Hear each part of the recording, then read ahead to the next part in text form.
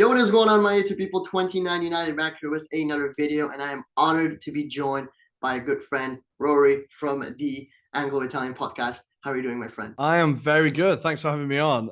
Actually getting excited about the World Cup now, and this is like the first time I'm guesting for this World Cup. So again, thanks. I'm super excited to talk about this game. How are you? I'm very well. I feel like this whole World Cup thing is slowly starting to hit. I'm slowly Mhm. starting to get the nerves and such. But in today's video, we're going to be previewing the England versus Iran game and what may be a huge historical game for Iran, maybe not so much for England. Before we get onto the action, if you guys are new to the channel, please make sure to smash that subscribe button. We are very close to 3,000 subscribers. Like the video as well. I'll be putting all the socials for me and Ruairi from the podcast as well. Everything will be down in the description for you guys to check out. And without further ado, let's get started. All right, so we're going to start with the lineups first, who we think is going to start, who's going to get dropped, and then we're going to slowly move on to the injuries. So I'm going to let you take the spot. Yeah, I think we kind of one thing we know about Gareth Southgate is he likes what he knows. So I think the lineup we can almost kind of say it's going to be Pickford in goal, who for England has always been flawless. I think he's had moments for Everton where he's been a bit shaky, but for England he's always been fantastic. The only problem we have really is right back at the moment. We've gone from a country that has millions of right backs to a country that has zero right backs. Now we've brought in Ben White. And as an Arsenal fan, I'd be very happy for Ben White to start. Don't think that's going to happen. We're most likely going to see Kieran Trippier at right back, who's been one of the best fullbacks in the Premier League this year, been absolutely on fire at Newcastle. And at left back, it will probably be Luke Shaw. It's an issue we have in the squad at the moment is that we only really have one left back. If Luke Shaw does get injured, which has happened a few times, we could be in trouble. The centre-back partnership is what worries me the most about this team. Probably going to be Harry Maguire alongside John Stones. Harry Maguire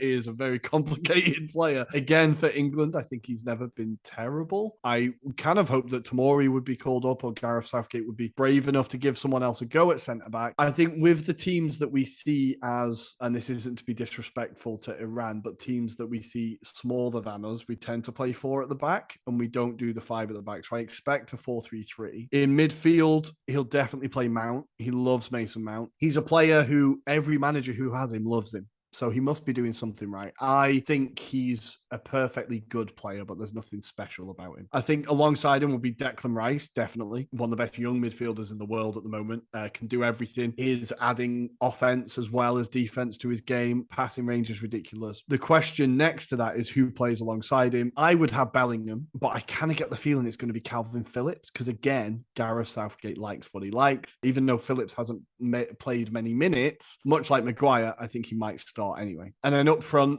of course, it's Harry Kane. Like, there's no other option. And then the wingers are where there's kind of a bit of movement. I think Bukayo Saka will start, and that's not just me being biased. And then it's Phil Foden or Raheem Sterling. But if one misses out, it's probably going to be Saka. As for the lineup for Iran, I mean, similar to England, we can predict pretty much who's going to start. There's obviously going to be a few up players in and out. Goalkeeper, you may have heard of him, Alireza Van, who actually stopped a Ronaldo penalty the last World Cup, a very famous player because of that. For the defenders is pretty much our strong point alongside the attack as well. At right back, you can expect Sadegh Moharrami, plays for Dinamo Zagreb, who's actually faced against a few of these England players such as Raheem Sterling, Ben Chilwell, notably. He's also played against Rafael Leao, unrelated to England. He's had very, very good performances in the Champions League. As for the centre-backs, we've got a ton of centre-backs, but I think the player that will start is probably going to be Kanani and Shoja Khalilzadeh. It's going to be between the two, and then there's Majid Hosseini and Puradi Ganji. Used to start in the previous World Cups, but they've been off form in recent years, so I don't see them starting necessarily. But again, with Carlos Queiroz, he likes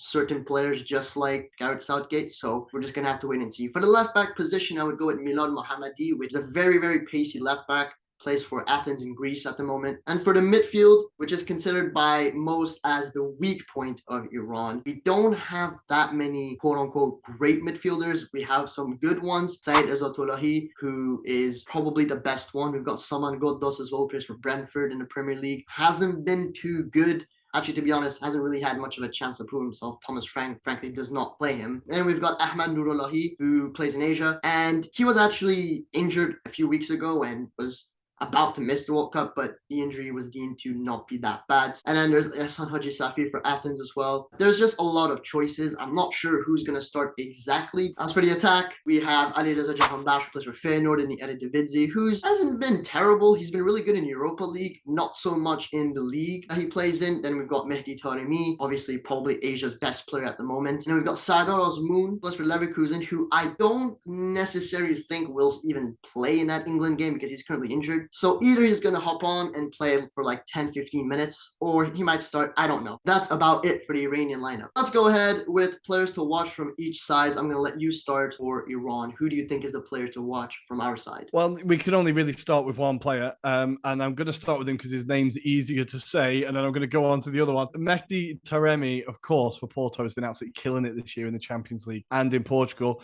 I think he's a player that, as I said, with our weak centre-back, it kind of scares me how he could catch us sleeping a little bit. And equally in the attack, Alireza Jahanbakhsh, as you said, in the Europa League, killing it. And I think if he comes on later on in games, he could really be a risk to us as well. So yeah, those are two players that make me a little bit nervous. What about for England and you? To be honest, really between two players, Harry Kane is probably the most obvious one. And this guy, if we concede a penalty by any chance, it's pretty much going in. And the other player that I'll give in is a shout, and it's Jude Bellingham. And the reason as to why is because I'm a Bayern fan. I watch the Bundesliga day in, day out. Although Bayern fans have their own mixed opinions on Jude Bellingham after what happened to Alphonso Davies, I'm not going to get into it. I think he's just a fantastic player. He's so good on the ball. He knows what he's doing. He's a confident player, and he's just a constant threat. So hopefully he doesn't start, and hopefully he doesn't do anything against us. But no, seriously, he's very good. He knows what he's doing, and I think he's one of the players to watch definitely on England's side. One player that I want to mention, very happy didn't get called up,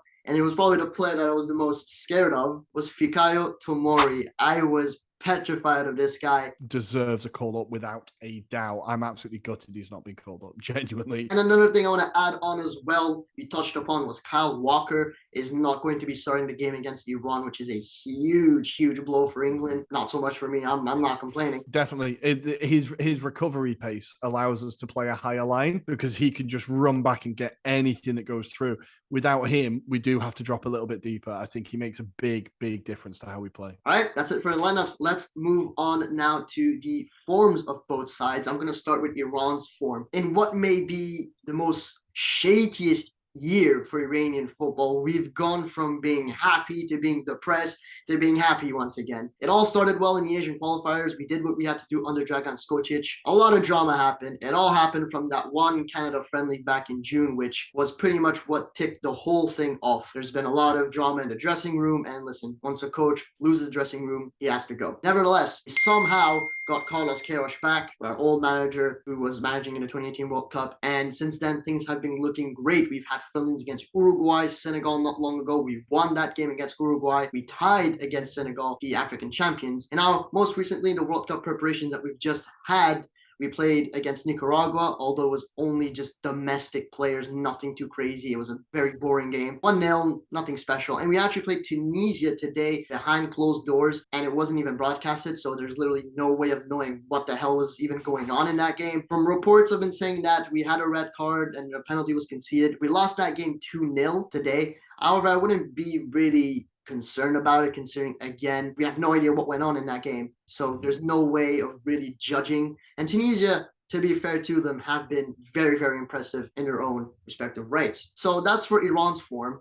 If we're going to talk about England's form, which I think everyone expects something, I wouldn't say depressing, but not particularly interesting. We've not won a game since a friendly against Ivory Coast in March. That was a 3-0 win. We then went 1, 2, 3, 4, 5 games where we scored 1 goal, lost 3 of those games and drew 2. We just stopped scoring. And then we scored all the goals against Germany where it was 3-3. So I think with England, you just don't know what you're going to get at the moment. I think Southgate as a coach in general has been too conservative and too defensive. It's got us to a semi-final and to a final, so it works, but it comes at a cost to the attacking threat of this team. And I think the strength of this team is the attack. We have some of the most exciting young attacking players in the world. Gareth Southgate hasn't really been using them to their full potential. So I think in form-wise, the team has not been playing well. I think a game against Iran is a tricky start to a tournament. then we continue this run of form, all of a sudden the confidence is affected, etc. I think our form has not been good. We need to get it behind us as quick as possible. It's been really difficult to watch England the last couple of games. So now it begs the question, do you think Gareth Southgate underestimates this Iranian national team? No, I think you're probably going to see him actually being overly conservative. Honestly, I think the first half, I don't think this is going to be a fun game to watch for anyone. I think the first half, it's going to be like a chess match. Honestly, I don't think he's taking anything for granted. He's not a manager that does that, I don't think. And that's why we've been able to get far in tournaments, because he's taken most opponents very seriously, which is good because that you get embarrassed less. And England have kind of been famous for being quite arrogant on football pitches in the past. So I think it's a good attitude change. So what do you think Carlos Queiroz expects from England? So obviously he used to be United's assistant manager a long time ago. So he does have some sense of English football.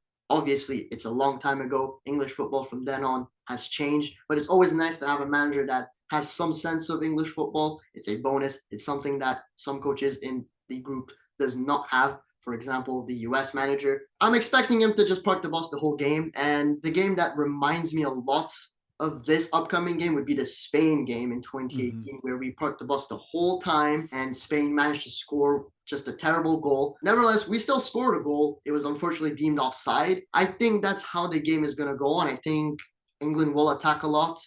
And I think Iran will just keep on defending the whole game and eventually try to press on with their counterattack and score a goal. And now that we've got better attacking players, Taremi in 2018 is not Taremi in 2022. He knows how to finish this time. We might actually be able to just scrap a goal that might be enough to even beat England. I'm not saying we will, but you never know with this sort of tournament. Let's move on to the last part of the video, which is going to be the predictions. So I'm going to let you start. What do you honestly think? I think a narrow win for England. I'm going to say a 1-0 Harry Kane, like 75th minute goal. I think it's going to be no fun for anyone, but I'm going to be confident 1-0 win for England. What do you think? Yeah, to be honest, listen, I hate saying it. I have to agree. But if I want to be overly optimistic, I would say at the least, maybe we can score a goal and make it 1-1. I don't see us scoring 2 or 3 goals.